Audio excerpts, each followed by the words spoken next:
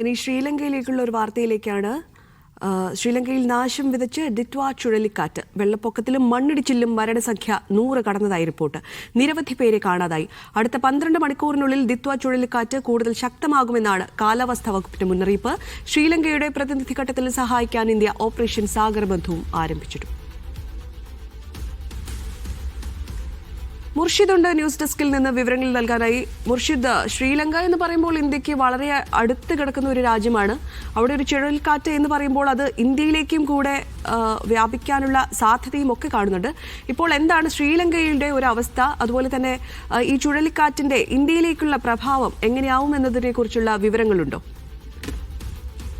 കഴിഞ്ഞ വെള്ളിയാഴ്ച മുതലാണ് ദിത്വ ചുഴലിക്കാറ്റ് സൗത്ത് ഏഷ്യൻ രാജ്യങ്ങളിലേക്ക് വീശി തുടങ്ങിയത്. നമുക്ക് എല്ലാവർക്കും അറിയുന്നത് പോലെ തന്നെ മണിക്കൂറിൽ 60 കിലോമീറ്റർ 55 മുതൽ 60 കിലോമീറ്റർ വേഗതയിൽ വരെയാണ് ദിത്വ ചുഴലിക്കാറ്റ് വീശി തുടങ്ങിയത്. ഇതുമായി ബന്ധപ്പെട്ട് വെള്ളിയാഴ്ച മുതൽ കനത്ത മഴയാണ്. കഴിഞ്ഞ 5 ദിവസങ്ങളിലായി അവിടെ മഴ ഉണ്ട് എന്നുണ്ടെങ്കിലും വെള്ളിയാഴ്ച മുതലാണ് കനത്ത രൂപത്തിൽ അവിടെ മഴ പെയ്തു തുടങ്ങിയത്. മണിക്കൂറിൽ 300 മില്ലിമീറ്റർ വരെയാണ് അവിടെ മഴ പെയ്തത്. ഇതുമായി ബന്ധപ്പെട്ട് അതിമാരകമായിട്ടുള്ള പ്രളയവും മണ്ണൊലിപ്പും ഉരുൾപൊട്ടലെല്ലാം അവിടെ സംഭവിച്ചിട്ടുണ്ട്. ബാദുള്ള, നുവാര ഏരിയ തുടങ്ങിയ പ്രദേശങ്ങളിൽ ഉരുൾപൊട്ടലിനെ തുടർന്ന് 80-ലധികം ആൾക്കാരാണ് വ്യാഴാഴ്ച കഴിഞ്ഞ ദിവസം മരണപ്പെട്ടിട്ടുള്ളത്.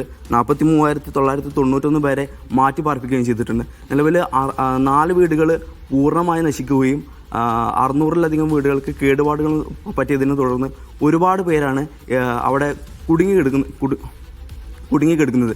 നിലവിൽ വെള്ളപ്പൊക്കത്തെ തുടർന്ന് ഗതാഗത മാർഗമെല്ലാം പൂർണ്ണമായി നിലച്ചതോടെ ആളുകളെ രക്ഷിക്കാൻ വേണ്ടി പട്ടാളത്തിൻ്റെ എയർ റെസ്ക്യൂ വഴിയാണ് ആളുകളെ രക്ഷപ്പെടുത്തിക്കൊണ്ടിരിക്കുന്നത്. ഒരുപാട് പേര് കുടുങ്ങിക്കിടക്കുന്നതിനാൽ തന്നെ ഒരുപാട് പൈസ മുതൽ മുടക്കി അവിടുന്ന് ആളുകളെ മാറ്റി പാർപ്പിച്ചുകൊണ്ടിരിക്കുകയാണ്.